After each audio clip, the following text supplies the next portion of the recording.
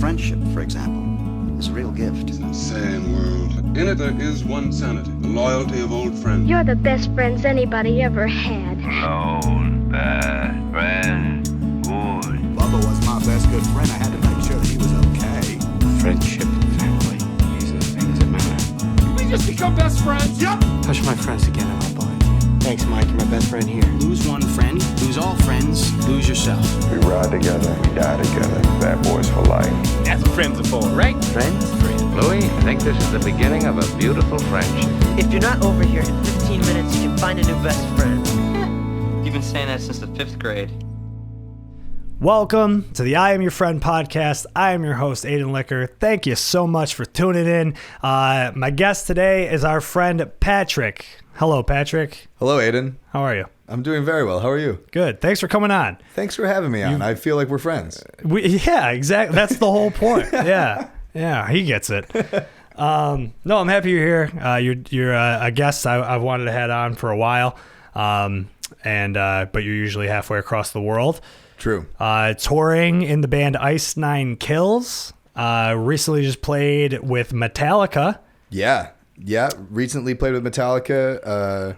Recently just got back from Europe doing a couple other bigger festivals over there. And then we're going to be playing again with Metallica in August here at Highmark Stadium. I'm going to wear a Bills jersey that says my name on it. So. Yeah. It's going to be awesome. Yeah, I'm really excited. That's going to be like to date, like the coolest thing that I have done. Hopefully not ever. Like I hope I do like cool things after that, but that will definitely be like, to date the coolest thing I've ever growing up a metal fan, like that has to be like ultimate, like, you know. Yeah, I mean the Vegas show that we played with them was probably, you know, that's probably the coolest thing that I've done as of now. Sure. And I think that the Buffalo show is kind of going to take the place of it. Of course, yeah, it's happening in your hometown. Yeah, it's got at the Bills football stadium. And like we're gonna do Pittsburgh with them a couple days after, but that is that going to be at Heinz Field? PNC. Oh yeah. Oh fuck, that's but cool. That's I mean, and yes, that's you cool. throw Fenway into that. That's not gonna. That's just not gonna take the spot away from the Buffalo show. Of course, even though it's another show with them. Yeah. Did you get to meet them at all, or? Yeah, I met Lars, who plays drums for Metallica. Right. And Patrick plays drums for Ice Nine Kills. Right. So there's a little bit of a crossover there. Yeah. It was funny. All the stories that we heard about Metallica were 100% true. Like they kind of just like roll in whenever they want. They're in their own golf carts. Like they're kind of just like these separate entities that exist the day of the show. And we were walking to stage from the back of the arena where our dressing rooms were, and we were being like escorted to the back of the stage and going through where the buses and all the trucks were parked. And this golf cart comes up, and I'm in the back of this group that's walking, and this guy jumps out of a golf cart and stops me and Ricky and says, "Hey, I was just on my way to your dressing room to meet you guys. I play drums for the last band." Last band. Yeah. And we were like, yeah. We know who you are, Lars Ulrich. Yeah. Yeah, of even course. me, like I'm not even like a Metallica fan. Right, but like you saw that guy, you know who he was. Exactly. He could, if he, that is one band that is like, I don't really, I know the hits. Yeah, sure. And it's, they've got some big hits. Yeah, absolutely. There's a lot of hits that you probably know. You probably know more than I 25 realize. Metallica songs. That could probably take up 2 albums worth of space in your head. Right. And they're all hits. Right. Yeah, see, maybe you can educate me on Metallica because like I don't think I really could. Oh, yeah, are you not that big of a I don't think I'd ever call myself like a huge Metallica fan. Oh, okay. I think I was. I just feel like everybody who loves metal is the Beatles to you. Right. Know? I think I was a bigger Metallica fan when I was younger because it was kind of like if you didn't know Metallica, then you weren't gonna be allowed to be in the metal scene. Like That's what I'm saying. saw Metallica when I was in middle school. My mom took me to go see Metallica. Yeah. And I feel like I was like crossed something off my list of wow, I got to see Metallica your pilgrimage when I was to a Mecca. kid. Yeah. And then, years and years later as I got into, more modern and like heavier metal music, realizing that like Metallica was kind of, not of that genre anymore. Like Metallica wasn't really what I thought was metal anymore. Sure. And that brought me to being like, well, Metallica, that's just like dad rock. That's not metal, dude. See, Like, that's kind of listen to like Suicide Silence, right. dude. Yeah, Like- of course. See, that was kind of always my view of Metallica. Is I was like, Enter Sandman, like that fucking don't sleep with one eye open, man. Like, are you kidding me? Like that's who we're, But then, because I worked with a bunch of guys that were like huge Metallica guys. Sure. As any like white guy from the suburbs who's in their fucking 40s is, Right. So they were like, oh, yeah, that's the worst fucking song. Like, and then they're like, you got to listen to this. And I'm like, I'm never going to do that, man. Like, I'm not like. Well, we were really afraid playing that show that Metallica fans were going to be like, fuck this band. who are these pussies? Yeah. And, we all, our new thing on stage is we're all like kind of like decked out in suits. Like we're kind of like clean cut from the new album. And Lars even said like, hey, you guys look really good. You guys look really sharp. Really awesome that you guys are playing with us. And I was like, what, you don't have your own tailor here? And he was like, no, we actually do have our own tailor there it here. is. And I was like, okay. And him and James Hetfield actually ended up watching our whole set from side stage. And Ricky, who's stage right playing guitar, is someone who is kind of oblivious to a lot of the things that are going on around him. And that's just like a well-known fact. Like that dude is like one of the smartest dudes I've ever met, but he would leave the house without his shoes on and just be like, well, where are my shoes? Yeah. And he had no idea. A guitar player thing. He had no idea that they were there. And he was like fucking around side stage and like pointing at him and like goofing off. And I was like, you had no idea that was James and Lars watching us that whole time? Damn, dude, that's nuts. I mean, that's probably better, right? That he didn't know? Yeah. Well, we were afraid that we were going to be like kind of the odd band out, which is funny to say because it was us, Greta Van Fleet, and Metallica. So like I didn't know already, Greta Van Fleet was on there too. Yeah, Damn. so already the dichotomy between the three bands was already like pretty out there. So the fact that there were Metallica fans that are also Greta Van Fleet flans. I got you. I'm just going to call them flans. I like that. That should be what they're called. The fact that was already a thing kind of eased my nerves into being like, well, maybe they're a little more open-minded than I thought that they would be. Sure. And our response was absolutely incredible. So sick. We didn't get any beer bottles thrown at us, or tomatoes or pies or anything. Were there? I mean, I have to assume there were also like Ice Nine fans there. Yeah, there were. The only thing is that we got added to this show in February in Las Vegas after it had already sold out. So our like Ice Nine Kills fans didn't get the opportunity to buy their own tickets to the show. If an Ice Nine Kills fan was already coming to the show, then they would choose to wear, an Ice Nine Kills shirt or something. Right. Which is going to be the difference between that show and these two that we're playing now. Yeah, because they were already announced in advance. Yeah, now it's like Ice Nine Kills fans are like, oh my gosh, we can go see them in a stadium with Metallica. Now our like actual fan base, I feel like, will be able to come out and really show, especially like, the Metallica and the Greta Van Fleet camp. Yeah. Those guys actually like, hey, maybe it was a good choice to put these guys on these Totally, shows, yeah. That's a good lineup too. Those three bands is very different. It's very different, and it works. I know, and I'm just so into it because I'm so used to playing these tours that are, no disrespect to the tour that we just did and the tours that we're doing upcoming with Black Veil Brides and Motionless in White. These three bands are like, if you're an Ice Nine Kills fan, you're probably a Motionless in White fan. You're probably a Black Veil Brides fan. Yeah, totally. And we're playing to a lot of the same fans, a lot of the same kids, a lot of the same people that are coming out. And the diversity kind of has been a little lost with these lineups that we've been doing, just because it's all, it's kind of in the same world, the same realm, where you put us with Greta Van Fleet, and all of a sudden you're opening up this door to this magical land of Led Zeppelin that nobody, that people come and enjoy us, and it's so cool to have that crossover. Yeah, I mean the demographic I was referring to earlier of all the Metallica fans that I know of, these guys in their 40s, also absolute like if the Venn diagram of Metallica fans and Greta Van Fleet is a circle, you know what I mean? Like they also love Greta Van Fleet, which is so weird because they're two completely different bands. Right, it's almost like surprisingly open-minded. Yeah.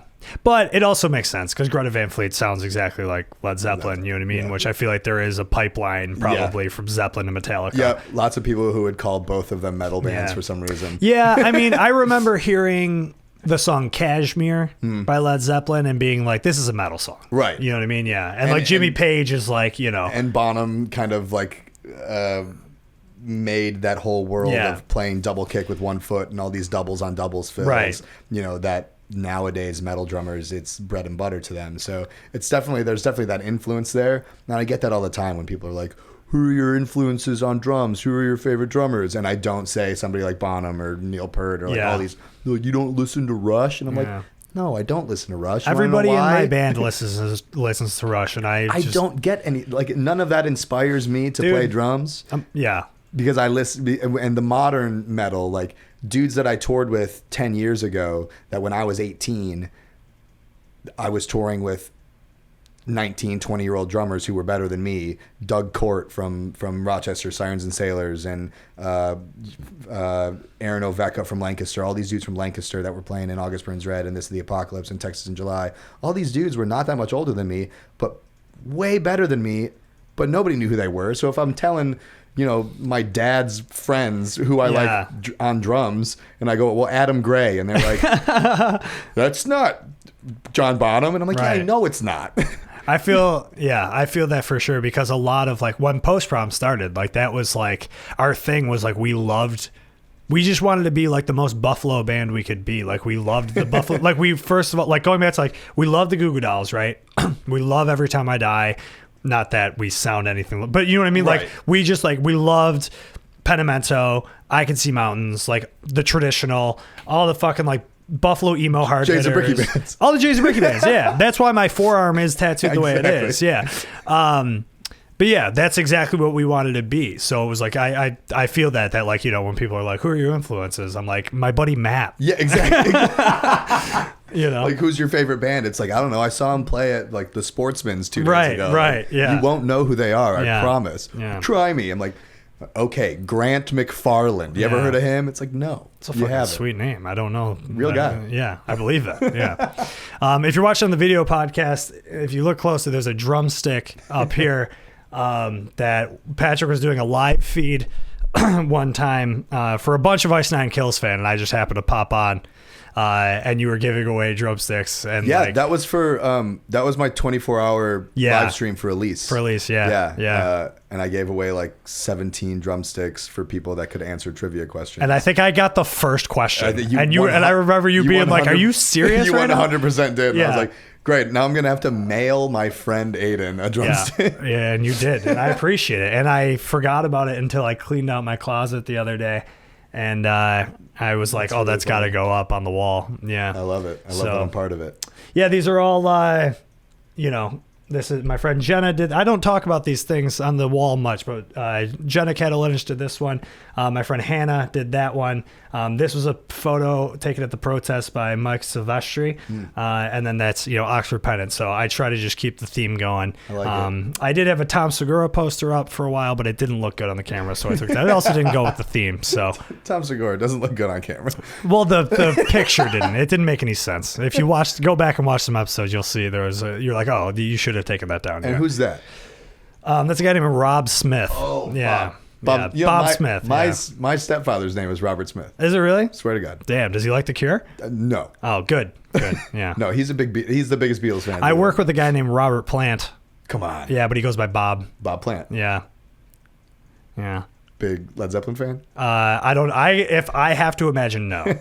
If I grew up, you know what I mean? Like if my name was like fucking Paul McCartney, I feel like I would hate the Beatles. You know what I mean?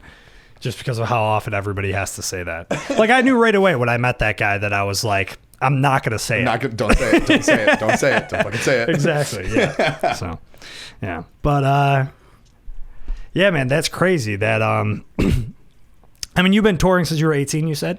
Correct. Yeah. And playing, I mean, so at that time, what was like the band that like brought you to success? Was that Affiance? Affiance. Yeah. So I met Affiance back in probably like 2007. They had come to Buffalo to play a show with a band that I was the vocalist of at the time, called Storming the Shore. I feel like I remember that. Shout out to Jake and Joe Roche and Chris Minnie. Oh, wow. and I didn't know Mike Chris Minnie Jurwitz. was even a music guy. I just follow him on Twitter and we talk sometimes. Chris Minnie and I have been playing music together since we were in middle school. No way. I don't really know him. We follow each other on Twitter Yeah. and we talk every once in a while. So shout out Chris Minnie. He's definitely the dude that we discovered our love for metal together. Oh, that's at awesome. the same time. Sitting up in my bedroom with a drum set and a guitar and like him learning how to like chug, Yeah. and like learning like we should like write a breakdown. Right. Like, I grew up with a kid, my buddy Neil, he lived behind me when I lived in South Buffalo, and he was like, I always wanted to play music. My dad plays music, like a bunch of my family are musicians, so like I was just always naturally drawn to it. And I met him, and he played the drums, but he loved like Christian hardcore bands. Yeah. So he got me into a lot. Like he introduced me to like For Today and like Under Oath and all that shit. Was so a big me getting into heavier music was your Under Oaths and your As I Lay Dying, and stuff like that. Haste the Day. Yeah, he showed me Terror. Terror was like the first heavy band I ever listened to because of him.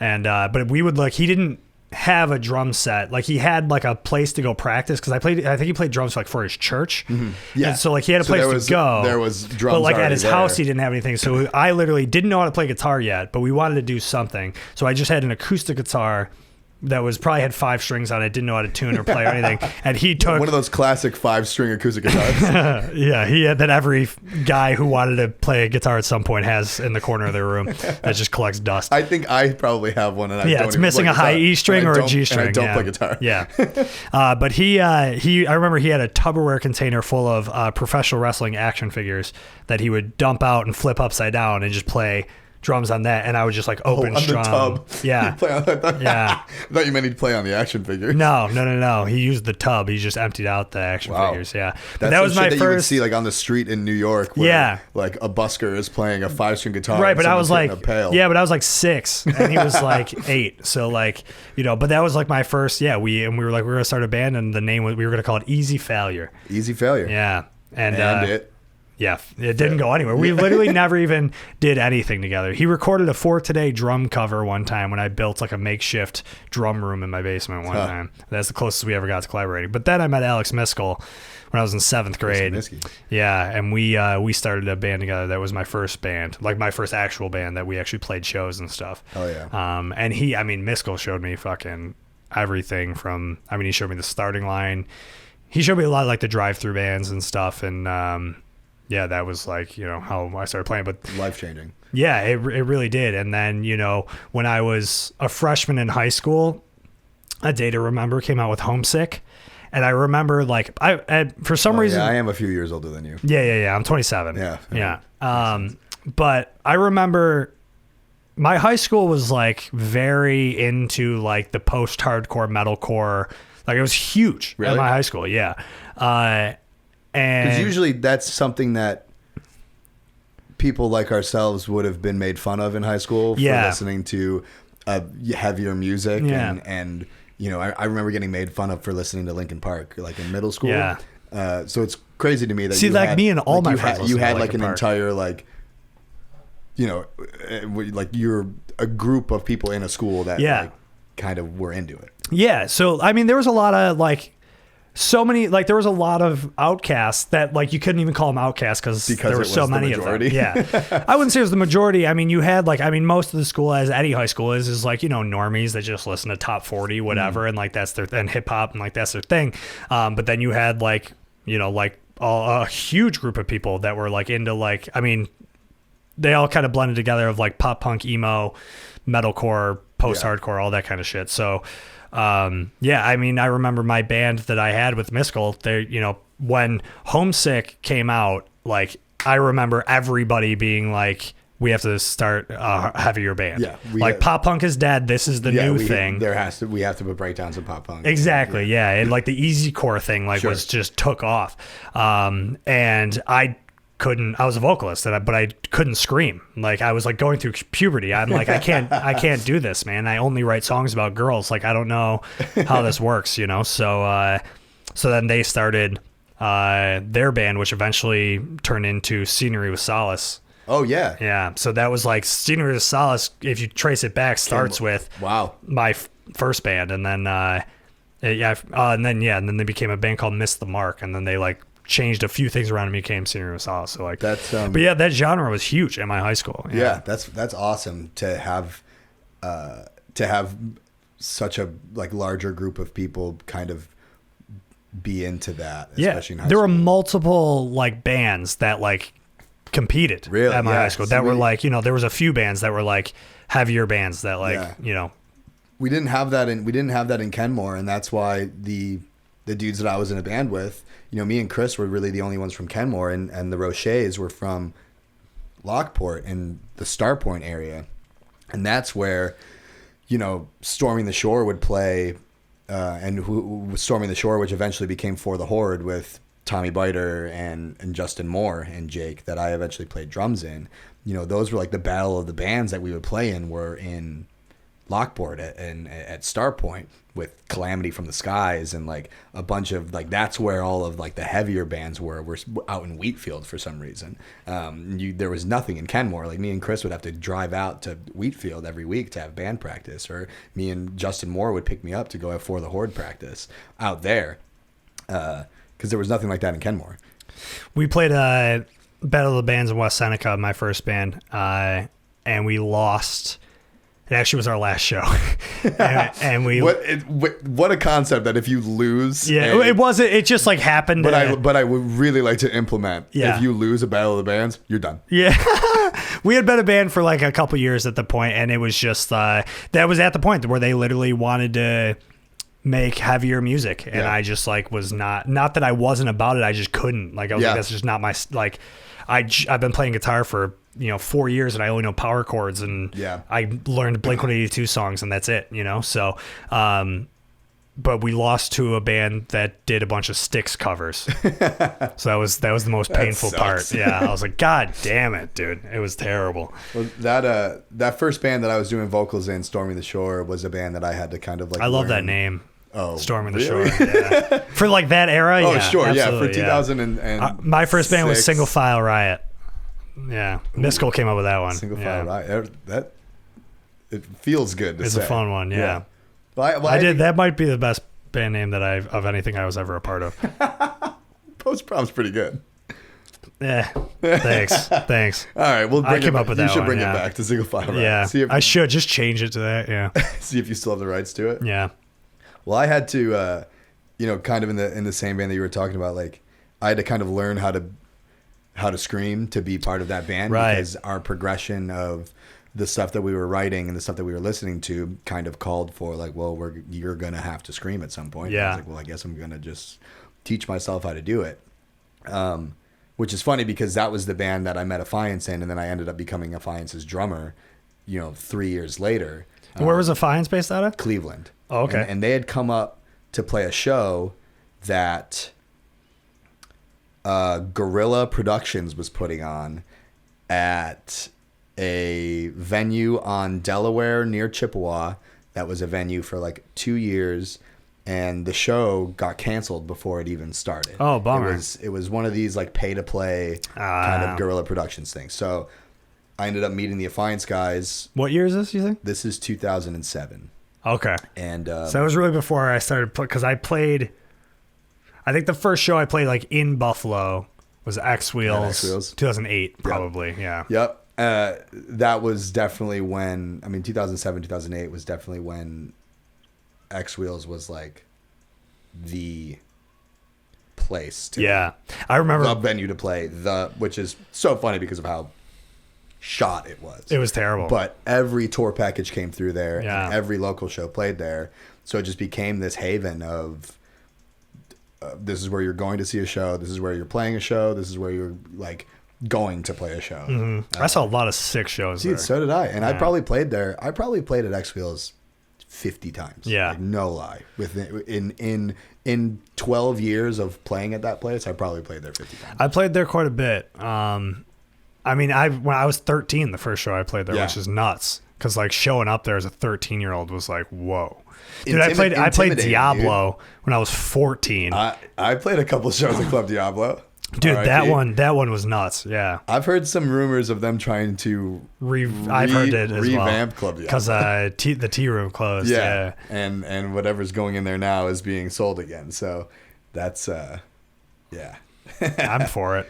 We could always use another venue, you know? Yeah, I mean, I feel like we're short on them these days. I mean, right now, as far as like places where touring acts can come, Rec Room and Mohawk. Rec Room, Mohawk, and then you have Town Ballroom. Right, if you can pull that, yeah. And then you have Riverworks, and then and then the arena. Like, it's tough, man.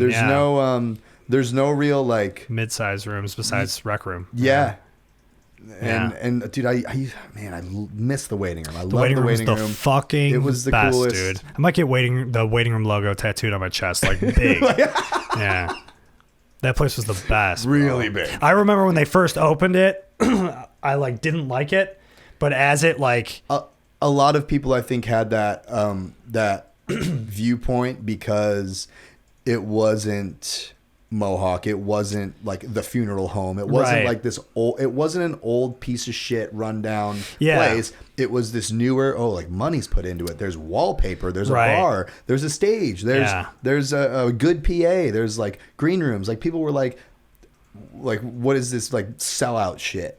It's like, no, I don't know. Like, we needed. I just remember not loving it at first, but then like as as it went on, especially when they opened the upstairs. Yeah, I was like, yo, this place is awesome. The ticket booth, the sound booth, and the bar was built by the company that I was building cases for. You worked at Kent. Yeah, I worked at Kent for 5 years. I miss Kent. I know you probably don't, but I... The day that we all got let go from Kent Custom Cases was the day that Ice Nine called me to play Warped Tour for them in 2018. Whoa, so like silver linings, the bro. day I lost my job. You got a career. Was a career. Yeah, pretty crazy there. Damn, dude, that's fucking sick. I don't much miss that wood I just shop, miss but having a local case and like having connects. Like, dude, I got an amazing road case made for my DeVille that's over there, and I remember, and like I got hooked up on it, and was just like, and then like right after it closed. Yeah, like, I mean, like chances are I built that case. Yeah, maybe. Yeah, I mean,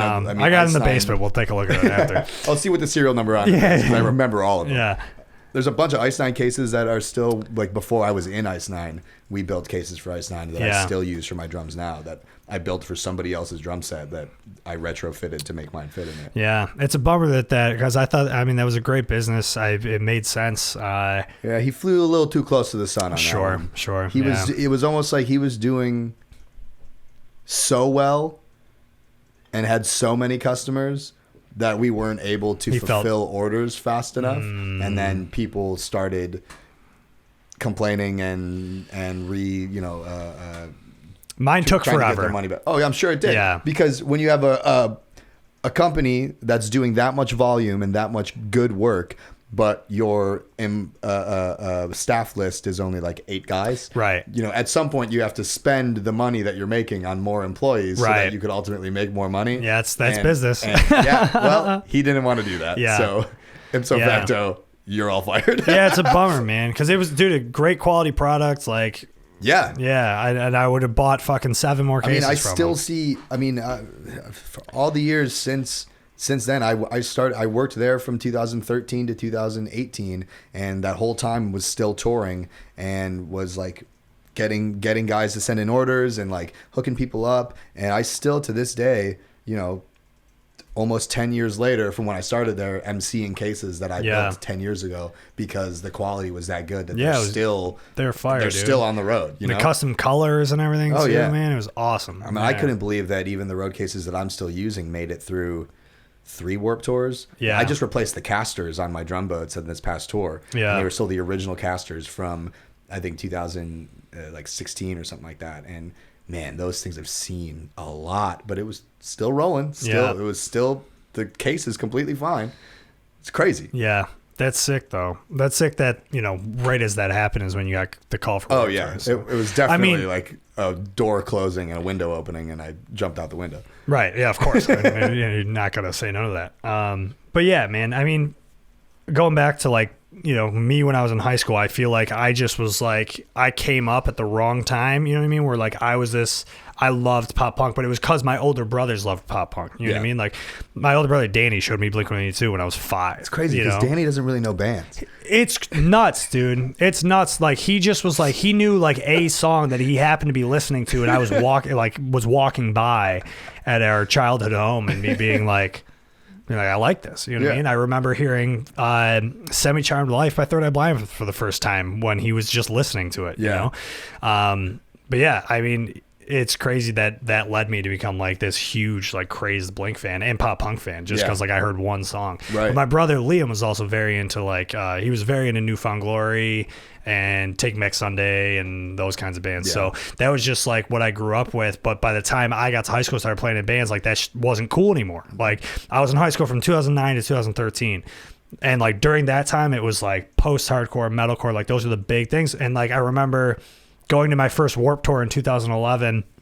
And 2011 maybe was like, was when bands, a new era of pop punk had started where you had like Transit and The Story So Far, but they were like still new. Like it wasn't, I mean, it was still August Burns Red headlining. Yeah, man. Warped And Tour, I remember August Burns Red, Bring Me the Horizon. I remember Black Veil Brides, Motionless in White. I remember seeing Ice Nine Kills like on those bills. Yeah. And just dominating that whole thing when I was in high school. So it was like, that was like a point where I just like felt very lost as a musician because I was like, I just don't play this style and I don't have anybody who wants to make music like the music I want to make. You want to do. So I guess I'm I guess I might have been fortunate then that the music that I was into was becoming more accessible and more popular as I was, because I graduated in 2009. So even being those like 4 years ahead was as I graduated.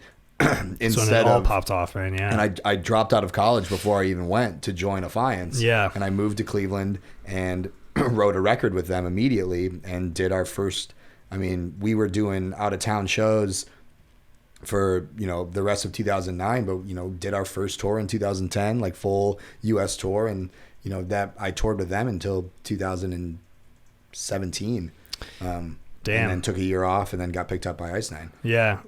Wow. I didn't realize that Affiance was going that long. Yeah. And to be honest, we're still, we just through a little. I was gonna bring it up. We went through a little name change, a little identity change. What's the new name again? Night Rider. Night Rider. Yeah. Fire. Yeah, dude, and it's like kind of like this '80s synthwave metalcore feel. Well, dude, so you which guys, is huge, right? Yeah. Now. So we're kind of jumping on hey, this is something that people are going to be into. Yeah. And we've been writing this music for a long time. Sick. And it's like kind of starting, people are like starting to Dude, Night Rider is fire. Yeah. And we just did 2 music videos so I saw a couple days ago. Yeah, I saw the your TikTok of the Running Up the Hill cover. Dude. Yeah. And it's awesome, bro. If maybe I'll play it out of the episode a little bit. Yeah. But yeah, man, check out, how can people find that? Is it on YouTube? Yeah, it's on Spotify and Apple Music, and if you search, the music video is sick though. Oh, well, so that's just like that is just a 1 minute thing that we made just for just for the Spotify. Just what is for, that called? The whatever it is. Yeah, the Canvas. Yeah, Canvas. Why do I say it like that? Fucking Canvas. Yeah, just for like the Instagram and TikTok like content, but the actual song itself, it's honestly very on smart. Spotify, and it's right now like the crossover, like Affiance's Spotify is still going to be up and active because we have 5 records and a lot of listeners on there. So we kind of starting this crossover where the new Night Rider stuff kind of says featuring Affiance on it. So that so it's on both profiles. So we can kind of get a little crossover to it. But the actual Night Rider record we've been writing since like 2020, and it's a really cool vibe. It's definitely like not as straightforward metalcore, more radio friendly, but also way more emotional and way more accessible for people to listen to, especially lyrically, because Affiance was always this like political, fight the man. Yeah. Like very in the realm of fuck the government. Yeah. And like really telling people to like think for yourself and don't believe the lies. Right, right. Do your own research. Rage Against the Machine, yeah. Yeah, and so we were like so into that, and after a while, like Dennis, just our singer, just like I want to write about my feelings at some point. And like Knight Rider kind of became this thing where he's like we're all kind of being able to like open up and actually write music that is emotional and stuff that we can actually relate to, that isn't just like fight the power. Right. It's like, no, I'm sad, bro. Yeah. I can write about me being sad. Like, Yeah. you know, he had just gone through a breakup and like, it's like really, really emotional. And we had never heard anything like that out of him. And it just helps so much that we're able to tune guitars down now. Cause everything back when we were just doing metalcore was just like, all right, dude, like fucking drop D, drop C, guitar solo every song. And now it's like, well, let's play in drop F, and he doesn't have to sing so high all the time, and can like really actually convey emotions. And I'm really, really into it, and I think people are going to be really, really into it too. Dude, that sounds awesome. I mean, dude, that Running Up That Hill cover is fucking sick. I was and I'm glad that excited. How did you get that? That was so quick. I know. Like that song became popular again a month ago. And I know a lot of people, like scrolling through TikTok, I mean, every other video on my For You page is a content creator or a singer or somebody doing a cover of that song, but I hadn't seen like a real full band cover of it yet. So we had it done. Because that takes a while. I know, exactly. And nowadays it's getting easier and easier, and which is why like we were able to. Is it like a home recording? No, we did that with our producer Danny in Akron, Ohio, who did Affiance's last record and did the last 2 singles that we put out, and is doing the new Knight Rider stuff. He has his own studio that Dennis basically goes to once a week to work on stuff. Oh, sick. So the week that Stranger Things came out, Dennis texted us and was like, hey, I'm working on something. You guys already know what it is. Yep. I'll send you guys it. And I was in. That's smart to get on that right away. I know. He was on it right away. I was playing in Germany, and I got the file sent to me. I programmed all the drums for it in Germany, just on our tour bus. Nice. Sent it back to him in a day. And then the next week we had it ready to go and had it set to release on the day that Volume 2 of Stranger Things came out. So the timing really did work out. Yes. Phenomenal. Thank you. Phenomenal. That's genius, dude. I always wanted to try to do shit like that, like catch onto a wave as soon as it's coming. It's tough, man, because you got to do it quick. And and the cover's so far. It's so thank good. you. The amount of people that are able to just jump onto that stuff so quick, it blows my mind. It really does blow Human my mind. Human beings are amazing. It's crazy. How a new fad or a new trend or a new song will pop off, and within a couple days there will be people that are putting out really, really good content that involves said song or said trend or said fad or whatever. Like the amount of vocalists that you see that are just doing bedroom stuff on TikTok and on Instagram, and that are able to just bust out covers all day long and just do this. I just wish that I had that time and the discipline and the motivation and the endurance to do that. Bro, same, man. I know I'm always like just too late when I come up with the idea. It's like, no, it's not going to be worth it for me to do this anymore. Yeah, my thing too is last week my friend Sarah was on the podcast and I was talking to her about it. It's the same thing with me writing jokes. It's like any sort of creative process I have, I'm very calculated in how I do it. Like I don't think like to do something that quickly. Like I like overthink it for a week before I decide to do it. Right. And it's like, how can I do it creatively? Because you want it to be. You want it to be. You don't want it to sound like it's been rushed together. You don't want it to sound like you just did it and then just put it out. You want the quality to be good, and you want people to, recognize the fact that you put the work into it and are a professional and can put out quality content like that. Yeah. But sometimes it's just not the case. Like that Gasoline cover that my like solo project Lowest put out, I arranged that Halsey cover in 2020, 4 years after she put out that song. First of all, arranged that and didn't have a real recording or version of it for another 2 years after that. Right. I wish that I could have just in 2020 when I was home alone doing nothing because of the pandemic, wish I would have had the right equipment. Dude, that's what I'm like the skill and like the knowledge to use it and to just be able to do it. But I had to wait until I went to a recording studio. I have a lot of this stuff, you know what I mean? Like of recording stuff, but I spent my entire like quarantine, like getting high. Like, I literally just smoked myself into oblivion because I was like, we can't do anything else. So I just fucking smoked myself into oblivion and watched TV every day. I definitely tried to. Oh fuck! I'm crying. I definitely tried to, especially like at the beginning of the quarantine, was very avid on trying to become better at something or good at something or learn something new. Like, hey, I'm gonna read. It seemed like everybody was doing it, and it almost like killed me because it was like if I didn't become a natural at something immediately, I'm like, I'm a piece. I suck at this. I was like, I guess maybe I'll pick up a sketchbook again. Yeah. Maybe I'll learn how to tie knots. Right. And it's like, no, bro, you suck at so many things. Like, you're really only good at a couple things, and those couple things I wasn't able to do because of the quarantine. Like, I wasn't able to be on tour. Right. I was like, I got a practice space set up with a drum set, in 3 months after, the world had shut down, like in July. And then I had to figure out how to live stream. But my practice space doesn't have Wi-Fi because it's a shithole. Yeah. So I can't Twitch. So I had to do it on Instagram. And it's like, well, Instagram sucks for live streaming, but I figured out how to make it work. Yeah.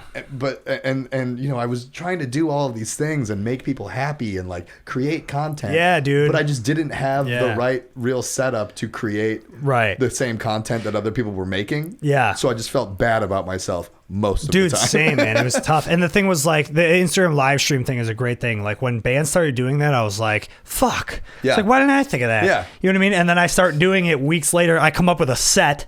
You know what I mean? I'm practicing the songs, trying to make them acoustic, like post-prompt. So I was like, all right, I'm going to do a live stream. It's like, well, now you're competing with every fucking body else in the world who's doing it. You know what I mean? Even Ice Nine's live stream was just a show that we had professionally recorded later in 2019 on the headliner that we were doing. We played this huge sold out show at the Worcester Palladium for like this Thanksgiving fest, like biggest headlining show that we had played to date.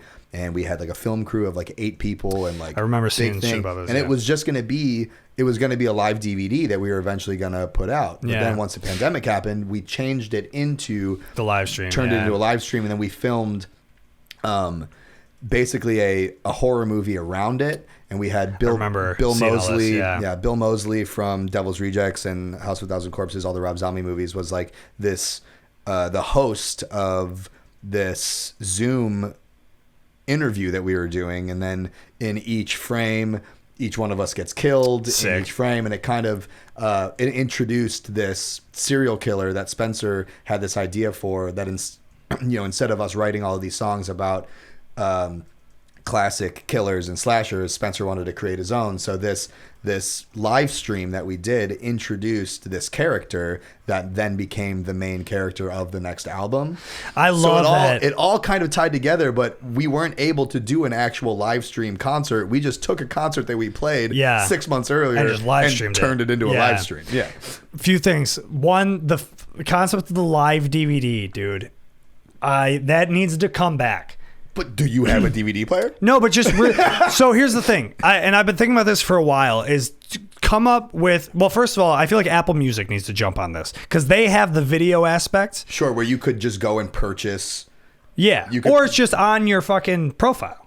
Right. You know what I mean? Or you do it like you do a digital download on your website, or you, or like you come up with a video streaming service that is meant for bands, for live concerts, for music documentaries. Like, dude, I've wanted I love that something shit. That could be like the Netflix where you just get a subscription, and then on that is like, oh, did you want to watch Shit Happens? Right, it's dude, exactly. You want to watch the behind so there's the some of that there is a platform that exists that I found, but it's like all like A-list pop, like shit I don't care about. Yeah, you know what I mean? Like the Beyonce story. Right. Where it's like, I get it. Yeah, it's like fucking James Taylor. You know what I mean? It's like, I'm sure this is great, but it's like, I want to watch fucking, shit happens. Dude, I remember like, I had the Homesick DVD from A Day to Remember. I used to watch that all the time, The Under Oath DVD, the Seosin DVD, the Blink 182 Riding in Vans with Boys was fucking awesome. I loved that shit as a kid, dude. Green Day had Bullet in a Bible. That was basically like your at-home Fuse TV TV Right. thing where That's what I'm saying. Fuse TV needs to be a streaming thing, service. because that Yeah. is what made me want to. That's the shit that made me want to be in a recording studio. That's the Right. shit that made me want to do Warped Tour, was watching Dude. these guys that I was like, I want to be them. And I'm saying. not knowing that they were probably 20 years old. And Right. I was 15 or 16, thinking that these guys were legends, not knowing that they lived in a van, not knowing that they were all piss broke, not knowing that they like what the life that I wanted was actually like, until I had it and realized like my heroes were struggling. Yeah. But they made it look so fun, and that's why I wanted to do it. And all the years that I ate shit and that I struggled doing this, I was like, huh. There are people that look up to me like I am a fucking celebrity, that I am like, Of course, yeah. a D-list like celebrity, where I'm homeless. Like Right. what? Like what? Yeah. Like we ate shit for so many years living in a van. There is a point And where it's like even me and my like- vocalist lived in our practice space at Yeah. one point. You know, like it's not that glamorous, but it's people that look at that stuff and know that's what I want to do, even Right. though it sucks. Yeah. Yeah, dude, it's so funny how, like, because, you know, I tour with Super American and I just did a little run with Spaced. I'm sure I'll do more with them in the future. So, like, you know, I'm used to the lifestyle. The grind. Yeah, as we call it. and I work from the road. Like, Yeah. I work my 9 to 5 job from the road. Really? Yeah, so, like, you know, and when people hear that, they're like, oh, that's great. Like, that's, you know, you have to have a blast. I'm like, it's fucking so hard, It's dude. work, dude. And I'm not Hardest even... job I've ever had. I'm not even in the band.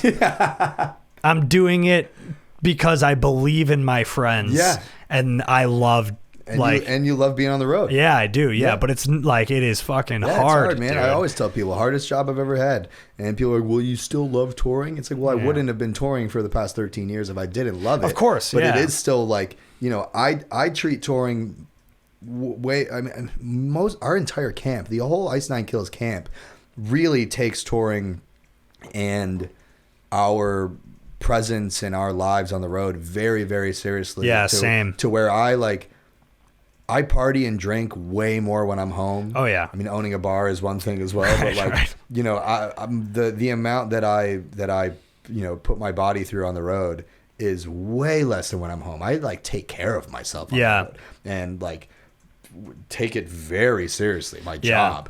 And when I'm home, I'm just like, yeah. That's how it is, man. I mean, on the Super American run, it was like the last one that I went on was the Hot Mulligan tour, which was a big tour, and it was like an anticipated tour for a while because it was supposed to happen in 2020.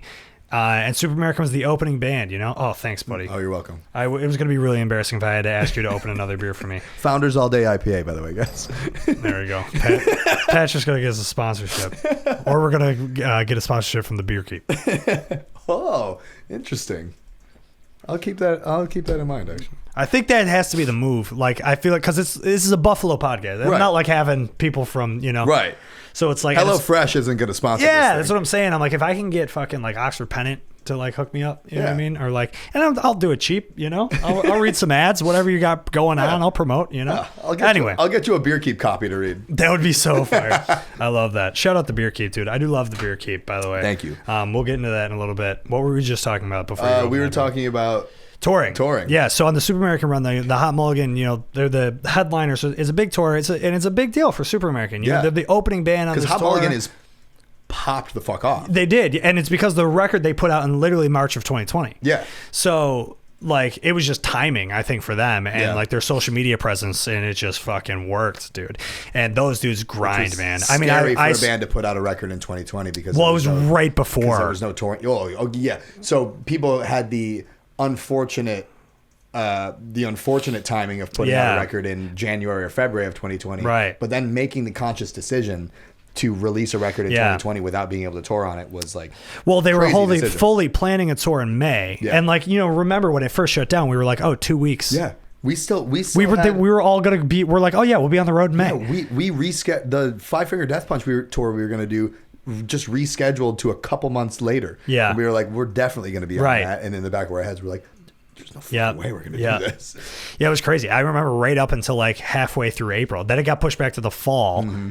And then it got pushed back a full year. Yeah, and then people were just like, it's canceled now. Right. It's not even going to happen. No, the Hot Mulligan tour fully stayed. They just kept it a year, and then pushing it back. and then it had the band, the direct support band changed I know that because it was supposed to be Heart Attack Man and it became Prince Daddy and the Hyena, which I became super fucking good friends with those dudes. That's my What's the band called? Prince Daddy and the Hyena. Oh, bro, they're fucking sick. Love them, dude. Their record they just put out this year, highly recommended. Sure. Very, very good. I'm gonna have Corey on the pod next month. But I was gonna say my favorite part about tour is making friends. Yeah, dude, the Prince Daddy guys were fucking awesome. I still talk to them all the time, and it was just because we spent every day together for 5 weeks. You know what I mean? That's what happens. It's the connections. But I was gonna say, especially van tours, dude. Yeah. Oh yeah. Those are much more like. Hot Mulligan had a bandwagon. But the rest of us were vanning. But bandwagons up, still go and it's not a bus, and park in Walmart parking lots for the night, and that's where you hang out and steal food from Walmart. But that's where you bro down.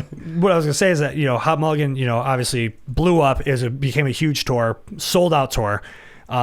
Super American was the opening band, so they had a lot to prove, right? So it was like. It was a lot of pressure, you know what I mean? Like the guys were taking it super seriously, and that, in the van, sometimes things were tight, and it was a lot of long drives, Hot Mulligan had a bandwagon, and a driver. So they were driving over, and a driver, and they're driving overnight, and so sometimes we had to make fucking, 8-9 hour drives, so we're sleeping for 4 hours and getting up and hitting the road again. So it was like, it was tough, man, but it was all work. At the end, it was like, fuck yeah, dude. And like second band on the tour, Sincere Engineer, had to drop out the last week because Deanna tested positive. So it was like, and then a few of us tested positive literally right after the last show. Yeah. So it was like we were supposed to have this like huge like celebration after because it was a 5-week tour or whatever, and we just had to fucking head home. Yeah, it was crazy. But yeah, man, it is like they do take it very seriously. I mean, Matt and Pat work out like every day on the tour. I mean, that's when the last tour was when I decided to go vegan because Pat Feely was vegan, and I just wanted to give it and my thing was like, I don't want to be eating shit this whole tour, So I have a lot of people ask me how hard is it to eat vegan on the road? I almost think it's easier. It is extremely easy to eat vegan on the road. Yeah. Shout out Taco Bell. Shout out Taco Bell. I mean, shout out like Impossible Whopper at Burger King, no mayo, no cheese, all for it. But also at the same time, like, it's so much easier to grocery shop when you're vegan because half the shit's not going to go bad. Right. And if each one of us, we used to have little coolers of our own. We used to have food bins of our own. Yeah. Clients, like in our trailer, you'd have a cooler, you'd have a food bin, you'd grocery shop for yourself.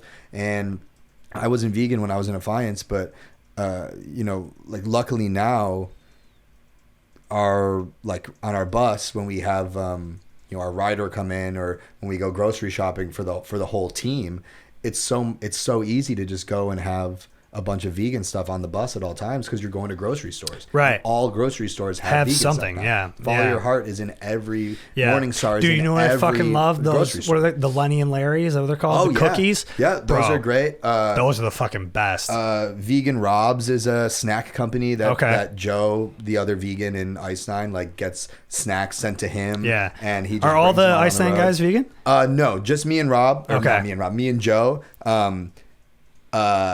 But on the road, everybody will. Like if one, we kind of stopped doing just kind of like some insider stuff into touring. Yeah. Especially at this level, is that you would either get a per diem for food every day, right, or you get catering. But if there's not catering, and especially when we got back on the road from the pandemic, our tour manager didn't want any of us kind of leaving the campus and going out and doing our own things because we were taking COVID so seriously. Of course, yeah. As the headliner, we were like, we do.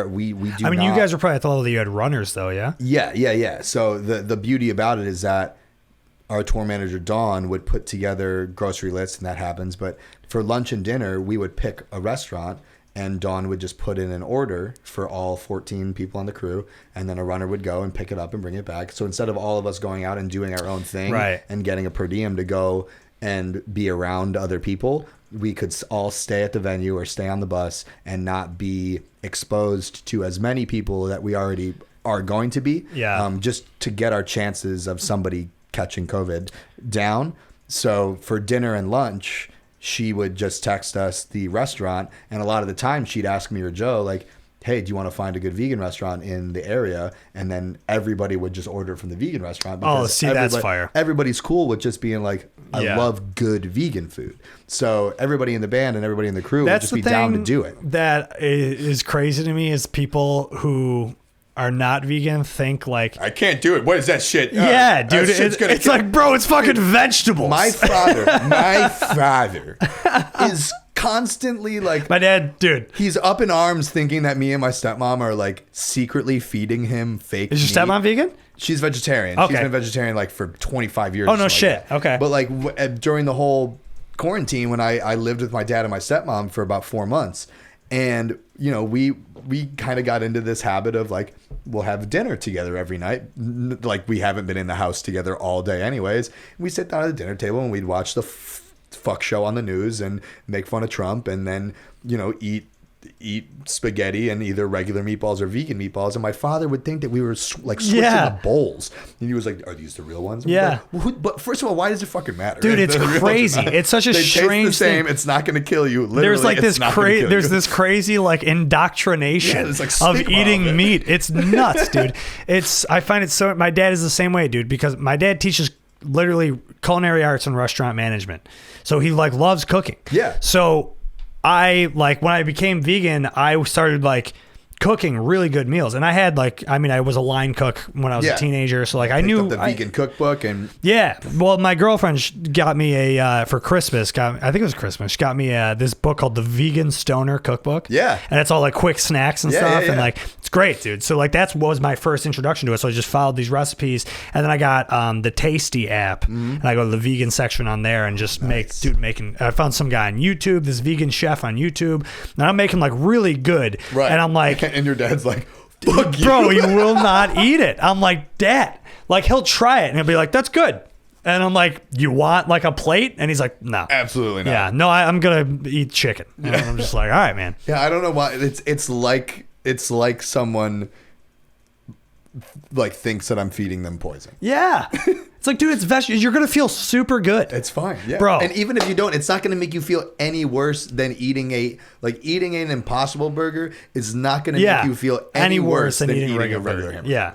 Yeah. I went to, after my kickball game last week, I went to Mighty, and I hadn't been to Mighty in a while, but I know they got Impossible meat. Impossible stuff, it's good. So I hit the drive-thru and I see a menu item advertised as vegan.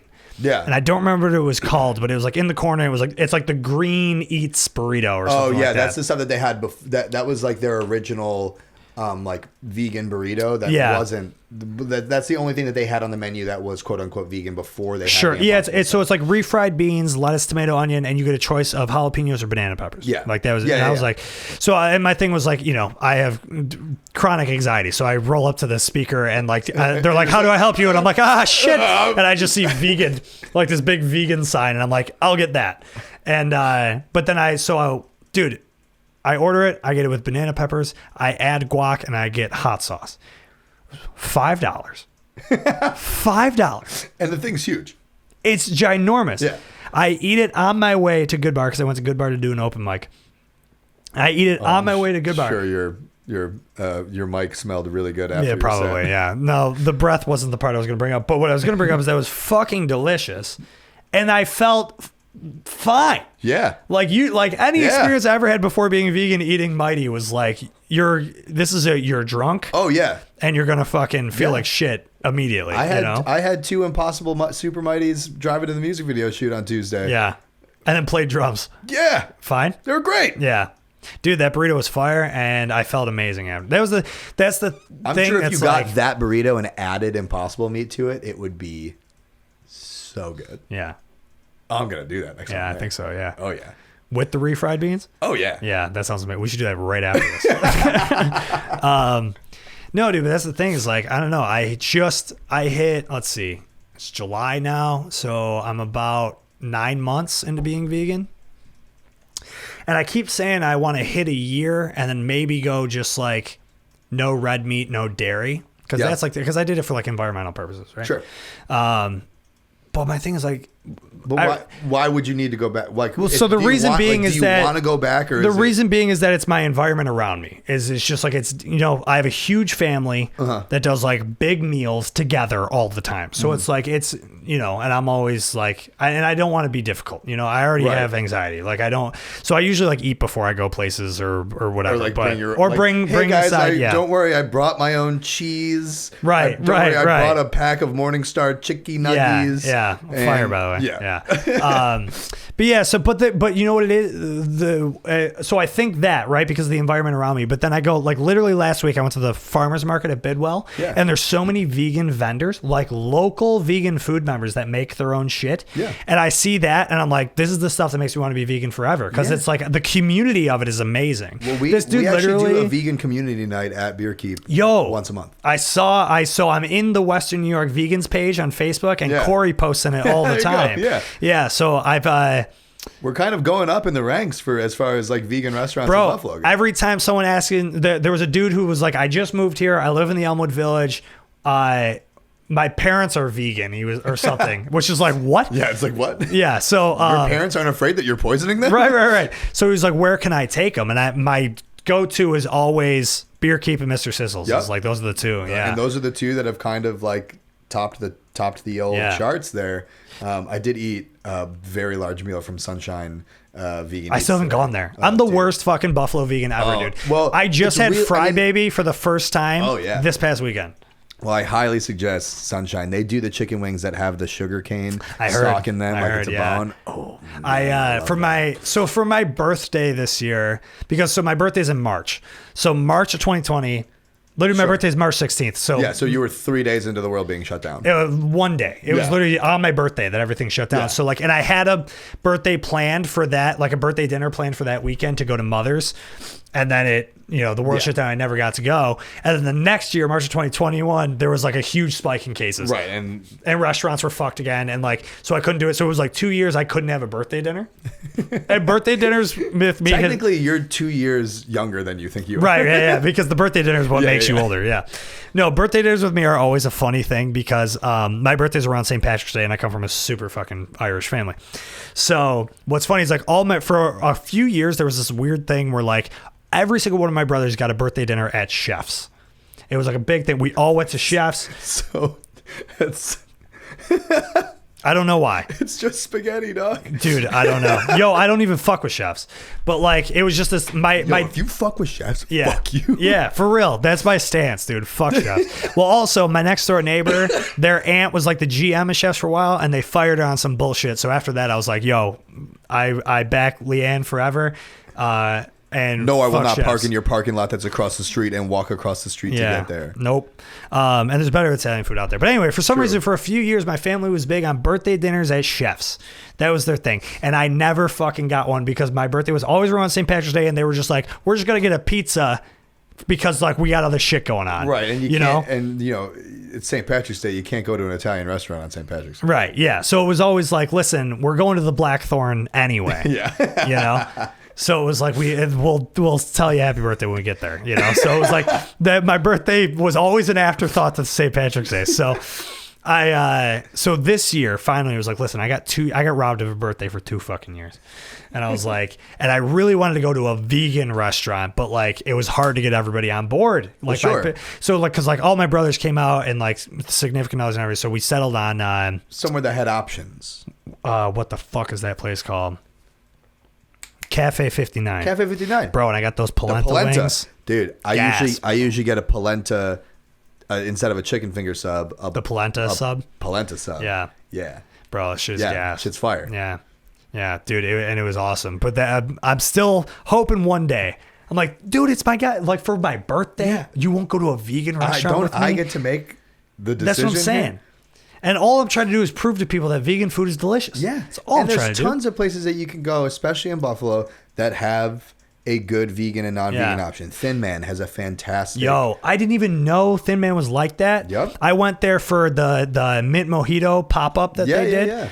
And originally, like it was their first pop up. So they originally said they were going to have like a vegan, what's the little things that they make? Pastelitos. Yeah. So they were going to have a vegan version, but like, just because like it was their first pop up, they weren't ready. They so do have that at Mint. At the new one, yes, they have the vegan pastelito, but this pop up, they like couldn't get it, like they just didn't have them. Sure. So there, I had it like, and I went and I was hungry, so I was like, all right, well, I'm just gonna order. I'm sure Thin Man's got an Impossible Burger, so I go down to the hostess stand and I was like, hey, can I see a menu? And she like hands it to me, and I just see like there's like an Impossible Burger or something. And I was like, and I just happened to ask. I was like, is there anything on here that can be like made vegan?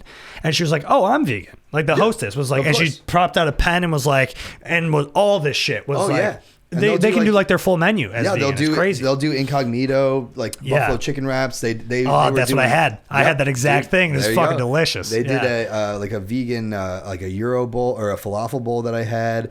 They used to have like an Impossible meatloaf sometimes. That's really nice. Like, there's all these places that I frequent, especially because like going to bars and like visiting people that I know through the service industry, which is like the only other thing that I'm a part of besides the music industry. So like, being part of the service industry now, like, I get a certain amount of places that I frequent the most, and most of them, have a vegan option, and that's the places that I always tell people that are looking for a vegan place to go to. Yeah.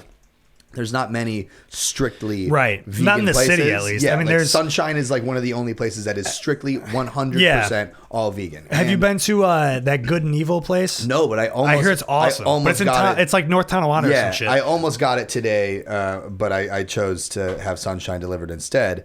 And when you think about it, like Beer Keep is 100% a vegan restaurant, unless you put one of 3 meat products on whatever you're getting. Is Corey vegan? No. Okay.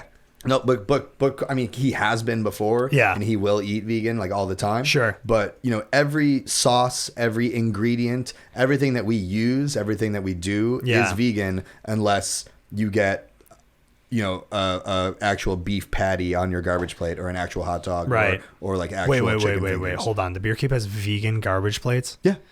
Dog. I did not know that. Yeah, dude. So I only ate at the Beer Keep once, and it was earlier this year. I just happened to like pop by. I was at Jackrabbit for something during the day, and just like popped in to grab food because I knew there was vegan food, and I think I just had the Impossible sliders. Probably. Yeah. So like the regular, there's regular sliders. Impossible and vegan sliders, right, a regular hot dog, a vegan hot dog, regular chicken fingers, vegan chicken fingers, a vegan stinger, a regular stinger. Yeah, I gotta get the even vegan if you get the regular stinger, the blue cheese is vegan, the slaw is vegan, the sauce. If you get a regular garbage plate, the meat sauce is vegan, the baked beans are vegan. The macaroni salad is vegan. All the I love that, bro. Mayonnaise. So it's like a plant forward restaurant. Yeah, if you will. It's what I like to say is that instead of a restaurant having vegan options, we're a vegan restaurant that have regular options. I like that. Yeah, that's I've been since I started like I mean I've kind of grown a passion now for making vegan food because it's so fucking interesting to me that I like have this idea in the back of my mind that someday I would love to open like a vegan cafe of some sort. It would definitely. We were like. Dan was a little my other partner in the Beer Keep. Dan. How many people are on the Beer Keep? Technically, we have 5 owners. Okay. 4 of which are in Buffalo. One of which is in Beacon, New York, and his father, Aaron Ketry, is my partner, and Earl Ketry is the owner of Pearl Street of Riverworks. So he's like old time Buffalo like business owner, and his son went to high school with Dan Hunter, who is the husband of Breezy, who owns Breezy Burrito Bar. Oh. So it's them two. It's me, Corey Moscato, and Aaron Ketry. And it was kind of like when we were coming up with the concept for the menu and for food, all of my concepts were very vegan forward, or at least having a vegan option. And when we got our head chef Will in to kind of hash out this menu with us, everything just started turning into, well, we can just do instead of buying 2 different mayonnaises. Right. Just make it a vegan mayonnaise. Why don't we just buy vegan? Taste the fucking same. Why don't we just make everything vegan and then have non? And everyone was like, that could work. Yeah. That could work. We could do that. Yeah. And so it's that's what it kind of turned into. And then, having it be a place where like now vegans come to the Beer Keep to eat. Right. It's so cool. Dude, I feel so proud. You should, dude, because I mean, like I said, my favorite part of the vegan thing is the community of it. Yeah. Like I love, I went to the farmer's market at Bidwell and this dude was selling like Buffalo made vegan burgers, and he had he had like lentil burgers, spinach burgers, black bean burgers, like all different types of shit. And so like I bought like a variety pack from him, like I got a bunch of them, and he was like, "Are you vegetarian?" I'm like, "I'm vegan," and he was like so stoked. Yeah. That I was vegan, and then like we talked about it for a while, and I was like, "Dude, this is my favorite part." Like, and that's what I was telling funny because vegans will be like, "Oh, that's so cool," and then but like a non-vegan will be like, "Fuck you." Yeah, yeah.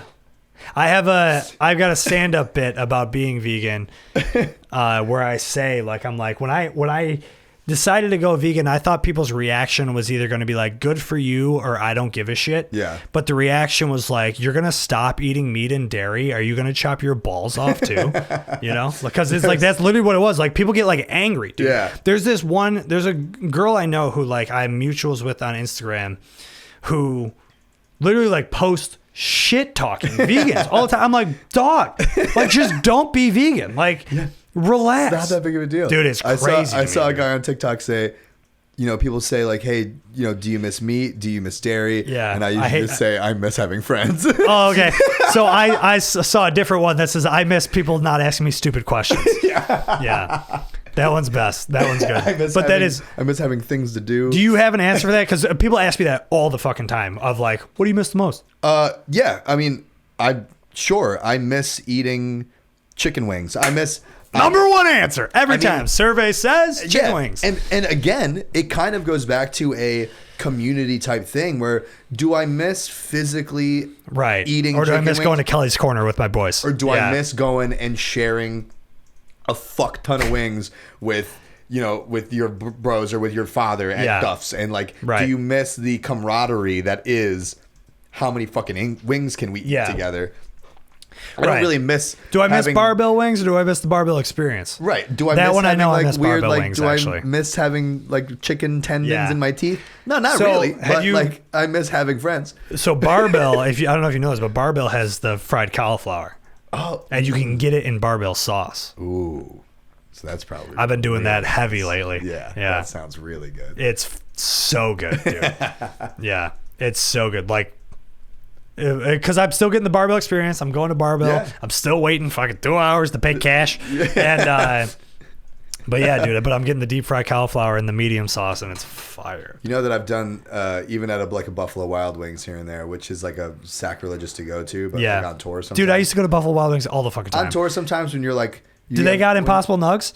No. There's only a few things that are vegan on that menu.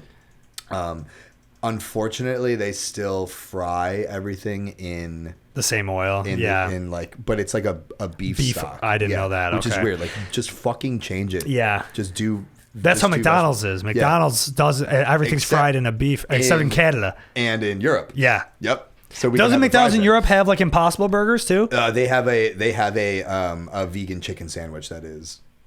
Yeah. Like better. Have you had the KFC yet? No, I haven't. I've been seeing that. Me and Joe look for it like every time that we're on tour and we were ordering like a late night meal. We always like look to see if the KFC has it. Yeah, it's usually Taco Bell. Yeah. Or I'll do Domino's. I do the Just no cheese. I do Domino's. You got to do the thin crust because the thin crust is vegan and gluten free. I think, which usually go hand in hand. But I do the. Me and Pat Feely on the Super American tour would always do Domino's thin crust, no cheese, mushrooms, onions, banana pepper, and it was, dude, it's great. It's so good. It's veggies, it sounds insane. It's veggies on bread with sauce. Yeah, it's amazing. It's great. Yeah.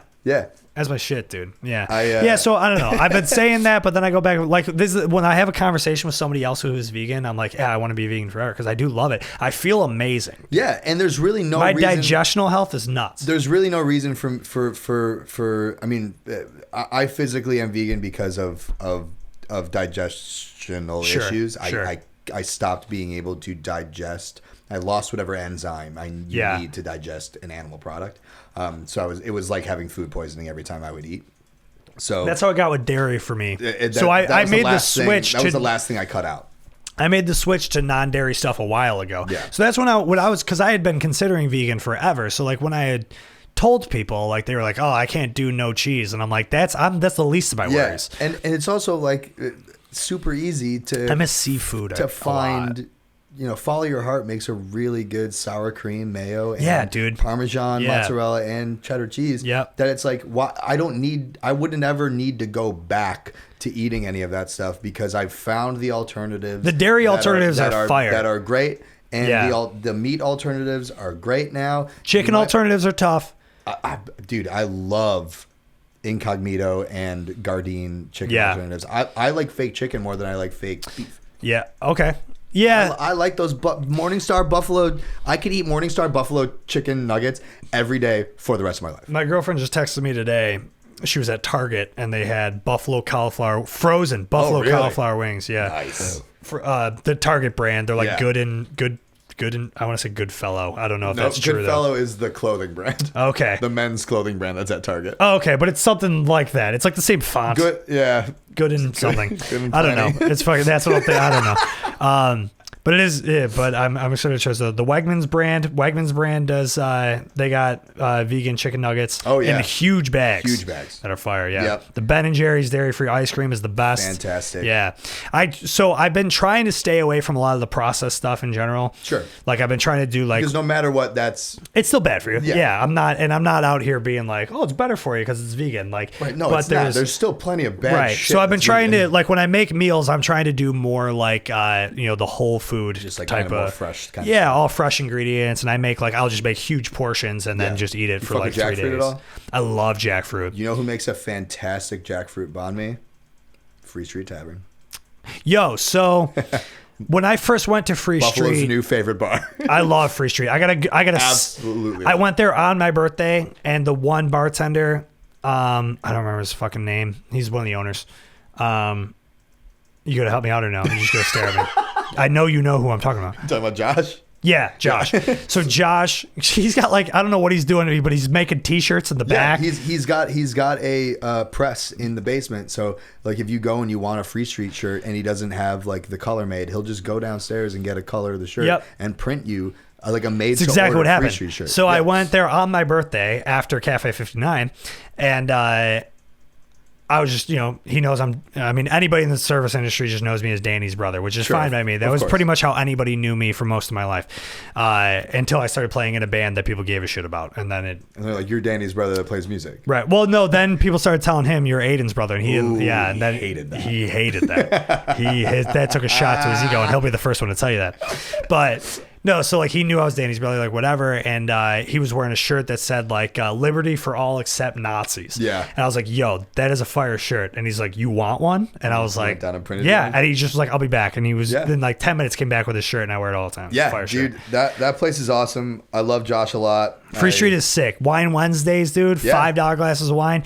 So the thing was when I first went there, they had taken their vegan stuff off the menu because they said it was too hard to keep it on because they weren't selling enough of it or whatever. Yeah, that's definitely a thing where you have to catch them on a day that they have the ingredients. That's what the dude. So my girlfriend messaged them on Instagram. And they were like, this is before I knew my brother even hung out there. I just knew of this place. And they told if you let us know ahead of time that you're coming. Yeah. We'll, If I knew that I was going to be there on a Wednesday or something, and texted Josh, he would have jackfruit there so that whoever was there could make whatever. But, all right. Well, I'll just text you when you're going. Yeah, just shoot me. Yeah, which is usually on a Wednesday. Perfect. That's the only time I go is Wednesdays. It's just that your brother has been coming here to have pool parties on Wednesdays instead of going to Free Street. Right, but that's usually where we'd be going. Dude, that's been the Casa Azul staff takes over my entire backyard while I'm working from home on Wednesday. And I'm inside just I limp in. I crutch my way in. Yeah. It's funny as hell that, oh man. Oh, your brother's birthday was a very fun time. Dude, that was Danny's birthday is always a good time. There was 60 people in your pool at one time. Yeah. That definitely wasn't the most we've had, but it was in a long time. It was a proper pool party it was for fire. People over the age of 30. Yeah. It was a good time. Dude, Danny's birthday is always a good time because it's right around 4th of July. You know what I mean? So 4th of July weekend, I know we're always having Danny's birthday, and Danny has all the friends in the world. You know what I mean? It was I told everybody, because Beer Keep did like a little thing up in Canada for the 4th, and when I got up there, I saw Corey and a couple people that like would have been at Danny's birthday. Yeah. They would not be doing this. And it was just like, yeah, everyone was there. It was sick. I had a very good time. The entire service industry of Buffalo. Yeah. That our homies. Dude, it was funny. Like at one point it was like, owner of Casa, owner of Beer Keep, owner of Ballyhoo. Yeah. And like, it was like, everybody, it was a fun time. Right. And like my friends are there too, Yeah. hanging out, right? And I'm just like telling them, I'm like, Yeah. dude, that's the owner of this bar. That's Charlie's going down the fucking slide. Yeah. Yeah. Jumping onto a dinosaur. Yeah. Yeah, the floats were good, man. Yeah, it was. Yeah, Tim Stevens was constantly just throwing them out of the pool. He's like, there's too much shit in here. Yeah. Like there's too I much shit on love Tim, me. bro. I love Tim. He's the best. It's like, why are there so many floats in here? I was Yeah. like, I don't know, man. They're into their floats, dude. Yeah. No, that was a Danny and Maddie. Actually, I think that was a Xena idea specifically. She loves a float. She does. Yeah. Xena's a trip, man. so I'm trying they to get came- her on the podcast, but she told me she hates podcasts. Like just the idea of them. I believe that 100%. She's so funny. They came to Metal Night at Beer Keep last night, which is hilarious. I didn't know Xena had come in, and I saw Maddie Kins and Danny getting out of their car and coming in, and I have a microphone because I like DJ, I MC the whole night. It goes through the speakers into all the bar, and I see Maddie walk in, and I see Maddie first, and then I know that your brother's coming in the door. Of course. And I, over the music, go, Danny Liquor, everybody, #1 bartender in Buffalo. yeah. Give it up. And just yeah, people just start clapping, and I don't even see him get past the wall. I just see him going back into the street and walking back to his car. Bro, what? I'm glad you did that. I'm glad you did that because he does that shit to me all the time. Where I'll walk into Casa and it's a packed restaurant, and he'll be like, "Yeah, Aiden's here,and like, just dude, the make clap, everybody right?" clap And for now you. the whole restaurant's just like, "Who the looking fuck at is you. this guy?" And I'm Yeah. like, "I'm nobody." And Xena pops her head around and she goes, "Why didn't you tell anybody I was here?" And I was like, "I didn't know you were here." And I turned on the microphone. Xena, everybody, yeah. Xena's here. Yeah, that's funny, man. I love it. Just knew that I had just embarrassed him so bad. Yeah. Like that guy could get embarrassed about anything. Right. You know he loves it. He does. Yeah, he was fine with it. Yeah, absolutely. Yeah, he always has been. But yeah, the Beer Keep, man, you got all these different avenues of life. Yeah, it's fun. Similar to me. I think we're kind of similar in that way. Yeah. Where it's just like, I'm just trying to do everything. My whole thing is like, my philosophy in life is like, I'm trying to do everything to get me out of working a desk job, that I currently work. So it's like, all right, yeah, I'll start a podcast and play in any band that anybody wants me to play in and tour manage wherever and do stand-up comedy. Cause it's like, I just am trying to find any avenue into being creative, entertaining, and just not have to fucking go to a desk job. Yeah, I've always just tried to keep myself moving and keep myself going. That whole like a object in motion will stay in motion kind of aspect I've put towards my life, especially moving out of Buffalo at 18 as soon as I could, and joining a touring band and wanting to keep that lifestyle for as long as possible. And then when I was home from a tour, there was no way to not work. You had to work. So I was finding jobs that would, literally keep my body going. I was painting houses. I was working in warehouses. I was working in factories. I was, I got the job at Kent. And then after Affiance had stopped touring and I was just working at Kent, I was like, this isn't enough. I don't like just this anymore. So then I started bar backing at Lockhouse Distillery and then got into service industry. And then I was working at Kent Custom from 8 a.m. until 6 p.m. and then going to Lockhouse and bar backing from 7 p.m. till 2 a.m. I used to do that shit and all then the time, living these two lives again. Yeah. And just keeping it going and staying in motion and not just sitting around and doing nothing. And, now that I have a career in music that I can actually, live off of, which is insane. I never, that's the goal. The goal is to be able to make enough money playing music to where you don't have to go to work. To where you don't have to work. Yeah. And it's crazy to me that I have signed a contract and I've been able to do that, where you would never think that, because I am still picking up a shift bartending at the Pink or at my bar every night. Or, you know, if they need me at Breezy to work again, I would be there in a heartbeat. Because I can't just sit still. Yeah. Because if I sit still, I'm gonna fucking panic. Like, welcome to the last 4 years of my life. Yeah. It's just constantly finding other things or finding that thing that's gonna keep your body going or keep your mind going, and just learning new things and starting new projects and this and that's, like, whether or not they fail or not, or whether or not they get thrown away after you've worked on them for 2 weeks and you're like, well, it turns out I don't like this anymore. Right. This was a bad decision. I just wasted a whole bunch of money buying all this gear that I don't fucking want or something like that. Like, it's just because you had to do it and you had to find out whether or not it was going to be an avenue for Our you. brains work very similarly, my friend. Yeah, that's exactly how I feel about shit. Is just like, especially during the pandemic, was just like, you know, when I was working from home, was the big realization of like, oh, my job sucks. It's like they make it seem nice by, like, you know, they give you this nice office building with a desk and there's like all these events that they do all the time. But as soon as all that gets taken away and you just have the work to do, you're like, this is the fucking worst, bro. And so it's like, I need to find any way. So that's like when I came up with the idea for the podcast, which, you know, it took me a long time to really overcome that hurdle of like starting it, because it was just like, there's just that, it was like, why the fuck should anybody care what I'm saying? You know what I mean? Sure. And it's another thing of like, doesn't everybody have a podcast? Exactly. And it's like, yeah, everybody does have a podcast. You want to know why?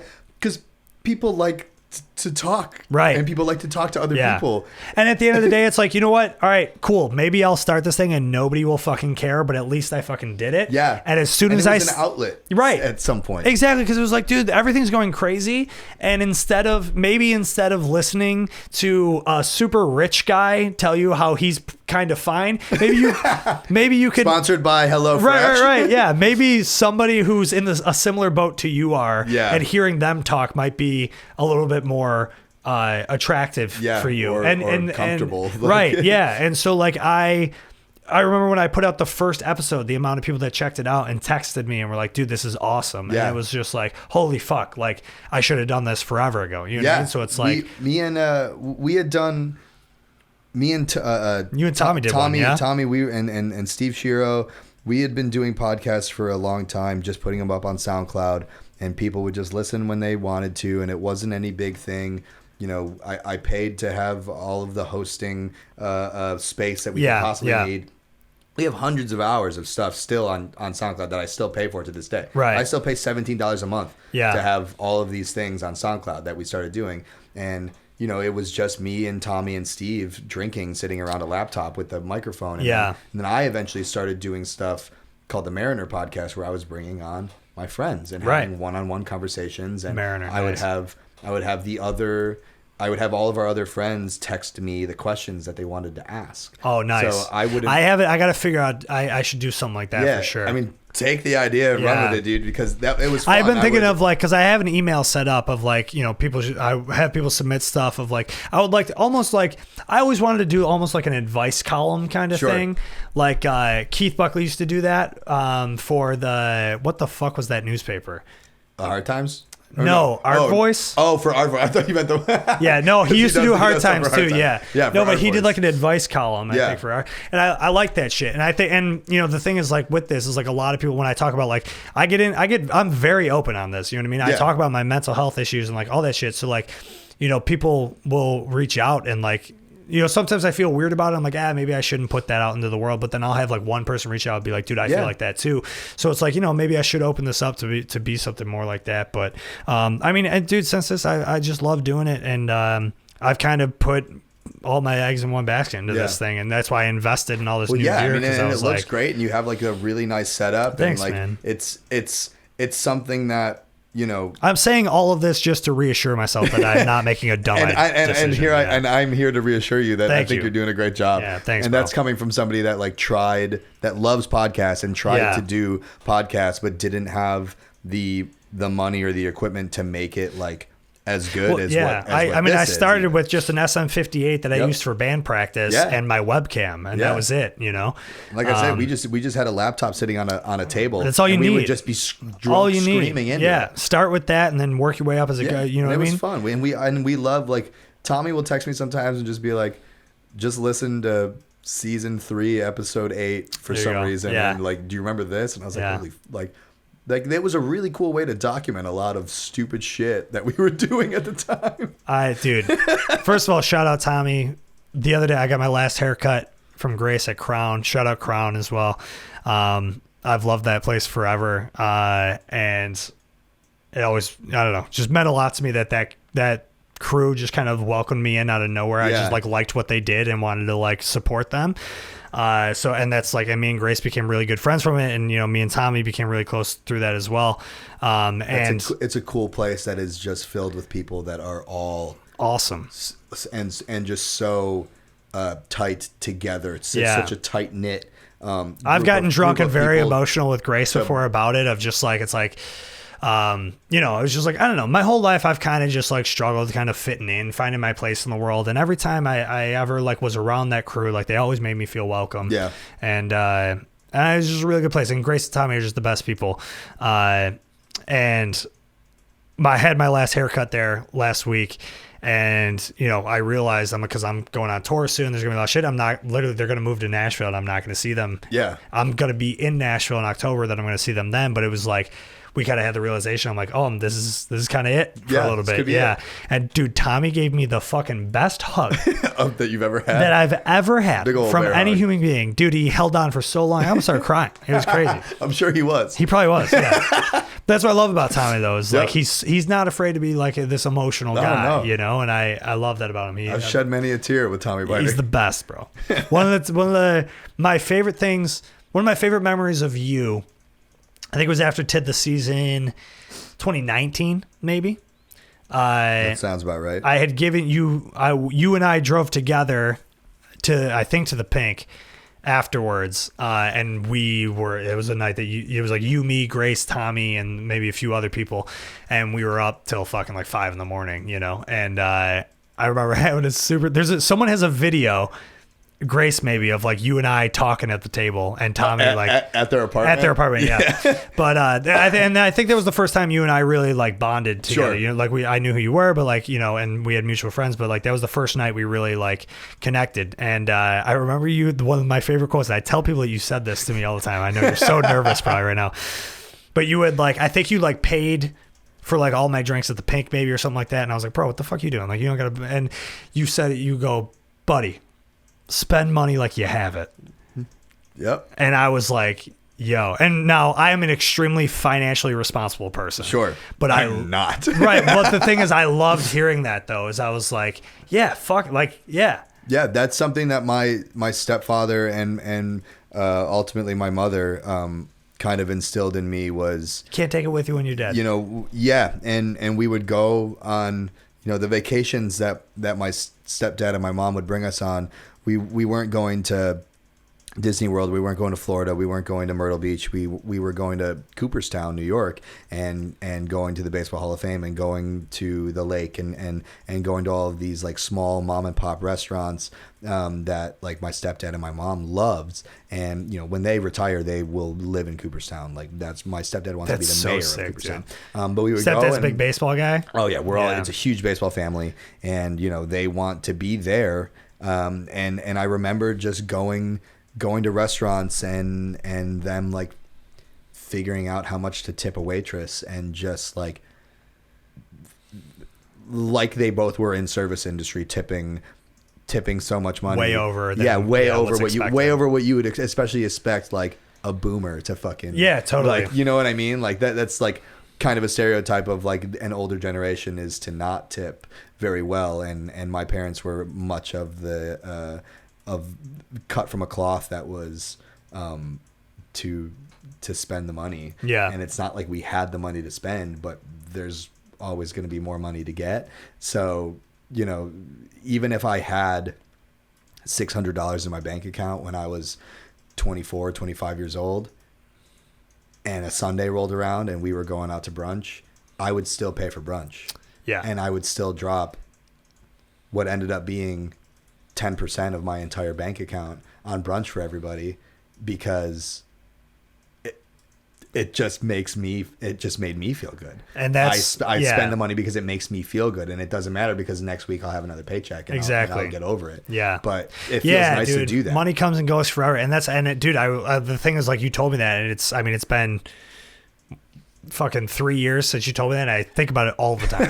Think about it, but like in ways of not like in selfishness and generosity. Yeah, spend money like you have it, like take care of the people. Yeah, around exactly. You. And that's what I fucking because I'm not out dude. here because I've never spent money on anything grandiose or like I've never bought a new car. I've never bought a house. I've never spent money on something like that was of not much significance but was just to have or something like that. Like any money that I've ever spent that was like a great amount of money was for something that I needed or something that had to happen, and then other than that, you know, I spend money on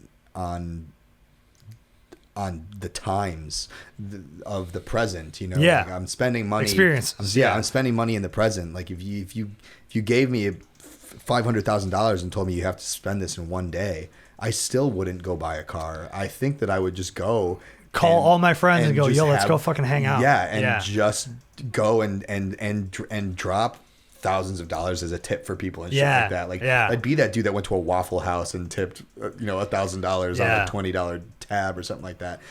Because that shit just means so much more to me. And that's just way more fun to me than to just like have something cool.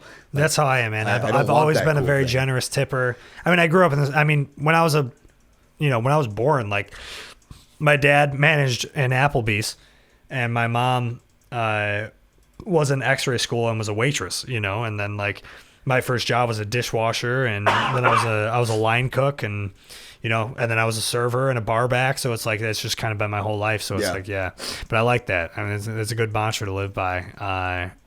And one that I think about often that you told me. I've always taken any opportunity to make more money, but people are like, you know, what's your savings account look like? Or like, I don't have one. Yeah, motherfucker, what am I saving up for? I tour 9 months out of the year.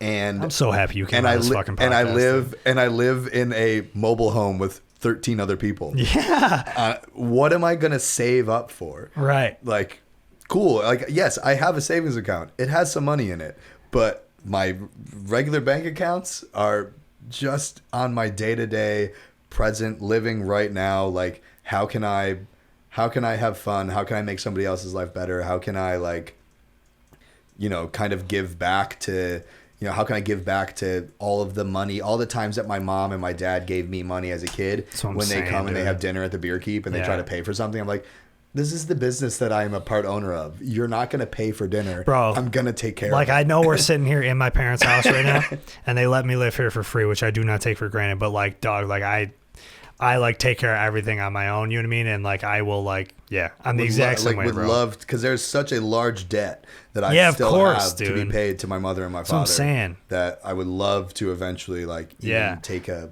fraction of that off. Right. But now being the adult that I am that has access to, you know, the amount of money that I have that I can spend on other people. Yeah. And when I make the choice to spend it on my mother or my father and they're like, you didn't have to do that. Right. I'm like, no, motherfucker, I do have to do this. Yeah. Like, you bought me my first tour van. I don't know if Affiance ever even paid you back for that. Like, I think we probably still owe you thousands of dollars for that, Mom. Dude, I mean, like, just the amount of times that my parents fucking dropped me off and, you know, at X Wheels in North Buffalo, you know what I mean, as a teenager, and just driving me down there to fucking go play a show to gas ain't cheap, people. dude. Yeah, that's what I'm saying. Yeah. But yeah, man, I feel the exact same way. Acts of kindness and showing gratitude and things like that is just like, it's the best way to live. It makes you feel good. Yeah. It definitely is something that I always look forward to when I come home. Coming home from tour is definitely something where I spend, like, you know, the first week that I get home from tour not grocery shopping, not doing anything, but going to all of my friends' spots and going and visiting, supporting their business. Visiting all my homies that bartend and all my homies that own bars and going to each of their spots and being like, you know, I've been, again, just like living on the road and not really having to pay for much because everything's kind of taken care of in-house, and I now can come home and spend money on my friends and you know, and have fun while doing it. And it's like, that's I love doing that. Fuck yeah, dude. And most of those places have vegan options. So there it is, the perfect place to end the podcast. Patrick Galante, thank you so much for coming on I Am Your Friend. Check him out. Check out Ice 9 Kills. Check out Night Rider. Go to the Beer Keep. Pop in. Once in a while, you might catch him there. DJing Metal Nights. Sure. Is that every Wednesday? That is the first Wednesday of every month. Cool. There might be a comedy show starting. I'm trying to get a comedy show going. We're Patrick and I are going to get a comedy show started at the Beer Keep eventually, so keep an eye out for that. Patrick, you're a guest I wanted to have on here for so long, and I'm so happy. Thank you for having me. I'm very happy. Super grateful, and I'll talk to you soon, bud. What do we shake hands? We can shake hands if you want to.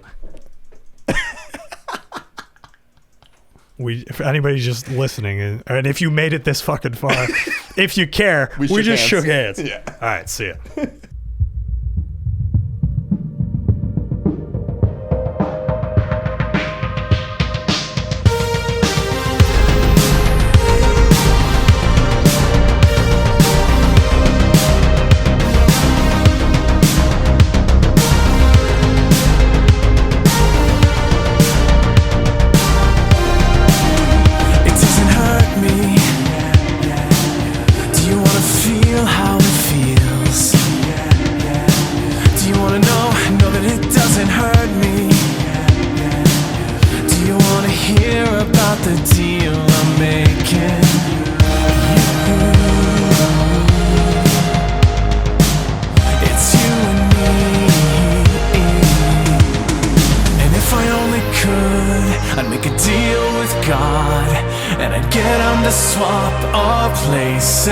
Be running up that road, be running up that hill, be running up that building. Say if I only